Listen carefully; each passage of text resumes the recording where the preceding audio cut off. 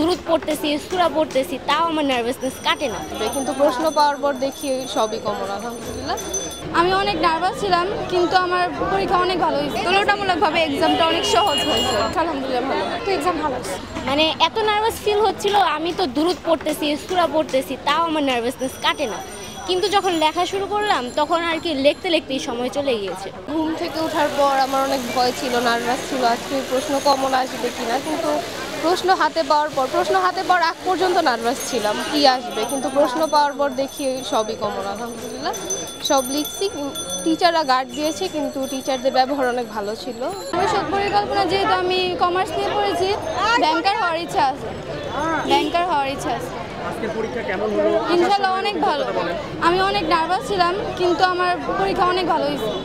আসলে আমরা অনেক টেনশনে ছিলাম যে এক্সামে কি আসবে না আসবে, কিন্তু তুলনামূলকভাবে এক্সামটা অনেক সহজ হয়েছে, ভালো হয়েছে এক্সাম।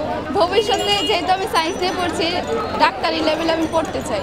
আমি অবশ্য ভয় পাই নাই, আমি সাহসেই গিয়েছিলাম, বাট এখন পরীক্ষা খুব ভালো হয়েছে, এটাই বেশি খুশির ব্যাপার। প্রস্তুতি তো আলহামদুলিল্লাহ অনেক ভালো ছিল, মানে যতটা টেনশন ছিলাম তার থেকে ভালো পরীক্ষা হয়েছে।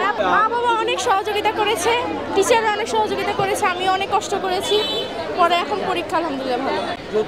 এবছর বাংলা কোয়েশ্চেনটা নর্মালি বিগত বছরের চেয়ে একটু কঠিন হয়েছে, এমসিকিউগুলো স্পেশালি কয়েকটা একটু কনফিউজিং। এছাড়া গদ্যপদ তো ইজি আসছে, কিন্তু গদ্যতে বিগত 5-6 বছরে যেগুলো আসে না এগুলো এই বছর আসছে। তাছাড়া আমার এমনি এক্সাম ভালো হচ্ছে। পরীক্ষার প্রস্তুতি কিভাবে নিয়েছিলেন এবছর? সবই পড়ছিলাম মোটামুটি, কোনো কিছুই বাদ দিয়ে নেই, তো এক্সাম ভালো হচ্ছে। ইংলিশে আমার প্রিপারেশন অনেক ভালোই আছে, ম্যাথও ভালো। তো এখন দেখি কোয়েশ্চেনের উপর নির্ভর করে, কোয়েশ্চেন ইজি করলে তো ভালোই হবে। পরীক্ষা আলহামদুলিল্লাহ ভালো হয়েছে, পুরো 7টা অ্যান্সার করতে পারছি, নৈর্ব্যক্তিকও সুন্দর মতো হয়ে গেছে, আলহামদুলিল্লাহ।